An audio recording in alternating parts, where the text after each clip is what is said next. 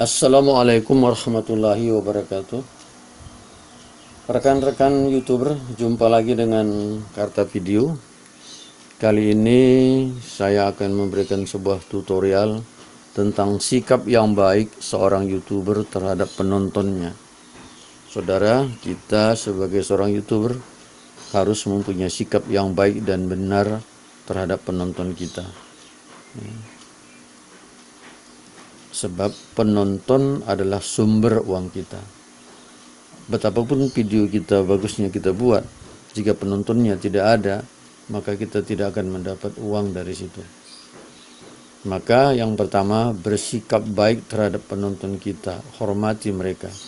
Artinya, bikinlah atau buatlah video yang memang menghargai mereka, bukan membuat mereka jadi tertipu atau seperti apa, atau membuat mereka tidak terhormat seperti itu. Yang kedua, ya seringkali penonton kita memberi komentar pada video kita. Sebagian besar daripada YouTuber mengabaikan itu, dan itu tidak boleh, saudara. Kita mesti balas mereka dengan sopan dan menyenangkan. Ya. Jangan dibiarkan komentar yang datang dari penonton dan tidak ditanggapi. Yang ketiga, jika ada komentar negatif, jangan balas dengan yang negatif. Ya, kadang-kadang komentar yang datang dari penonton itu tidak selamanya positif, bahkan ada kalanya menyakitkan. Namun kita harus bersabar. Kalau perlu, beri klarifikasi tentang komentar negatif mereka, tapi nggak perlu kita balas pula dengan komentar negatif. Perlakukan mereka sebagai sahabat kita. Balas pertanyaan mereka. Kalau ada komentar mereka bagus, kita beri tanda bagus.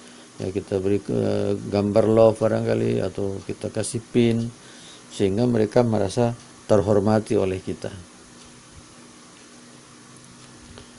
Kemudian video yang kita tampilkan, ya, kita harus berpikir, berusaha untuk menampilkan video yang bermutu. Yang pertama, bersikaplah sebagai penonton terhadap video Anda.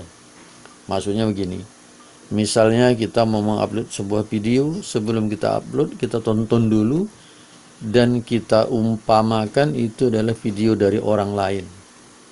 Apakah kita suka, atau ada kritik kita terhadap video itu? Kalau ada kritik kita terhadap video itu, kita betulkan dulu, kita perbaiki dulu sebelum kita upload. Ya, perhatikan kritik dan saran dari penonton. Jangan dianggap negatif. Kalau ada penonton yang menuduh yang ini salah, yang ini begini, kurang begitu, tadi kok harusnya begini, kita jadikan itu semua masukan-masukan positif demi kemajuan video kita ke depan. Yang ketiga, berilah manfaat atas video kita, berupa informasikah, pengetahuankah, hiburankah, atau apapun, tapi ada manfaat bagi penontonnya. Jangan penontonnya itu tidak mendapatkan apapun manfaat dari video kita, nanti kita akan ditinggalkan oleh mereka. Jangan bohongi penonton dengan judul atau thumbnail yang menipu. Judulnya lain, isinya lain. Thumbnailnya lain, isinya lain. Gambar kecilnya, ya, thumbnail gambar kecilnya itu, terkadang banyak video-video kita lihat lain di gambarnya, lain yang ada di dalam. Di gambarnya barangkali kita sudah sangat ingin melihat yang ada seperti itu, tapi ternyata pada videonya tidak ada. Nah, ini nggak bagus, karena mungkin muncul komentar negatif, bahkan mungkin unlike dan sebagainya, yang itu semuanya akan merugikan video kita. Kemudian kualitas video. Tampilkanlah video yang berkualitas. Jangan tampilkan video yang kabur, terhalang tangan dan sebagainya. Ya, karena kalau videonya kabur, tentu kita sendiri tidak suka melihatnya. Oleh karena itu, kita usahakan video yang berkualitas. Ya. Yang kedua, hindari menampilkan video yang goyang. Ini kadang kita men-shooting video sambil jalan, itu akan terasa sekali goyangnya dan tidak enak waktu dilihat. Cara mengatasinya sudah ada di channel ini juga, yaitu cara mengatasi video yang goyang. Boleh dilihat, boleh ditonton, fasilitasnya ada di YouTube itu sendiri. Tiga, kalau video kita kurang cahaya, bisa dibantu dengan fasilitas yang ada pada YouTube.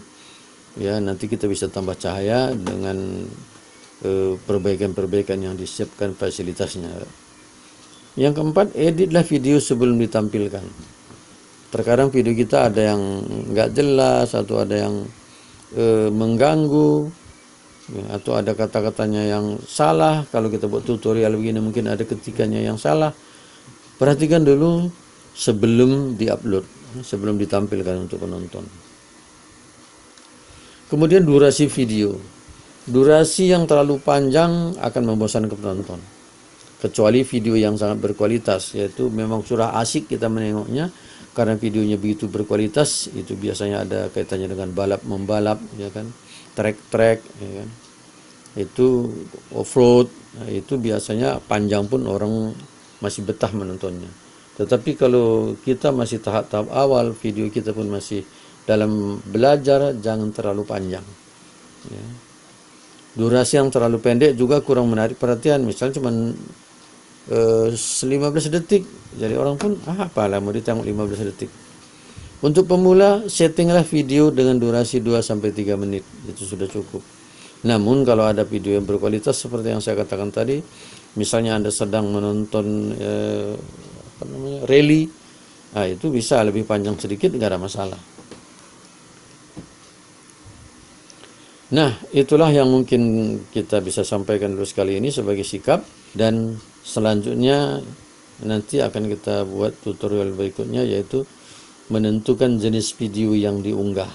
Artinya video seperti apa yang cocok diunggah dan video seperti apa yang disukai oleh penonton YouTube pada umumnya. Oke saudara, demikianlah tutorial kita kali ini. Lebih kurang saya mohon maaf. Wassalamualaikum warahmatullahi wabarakatuh.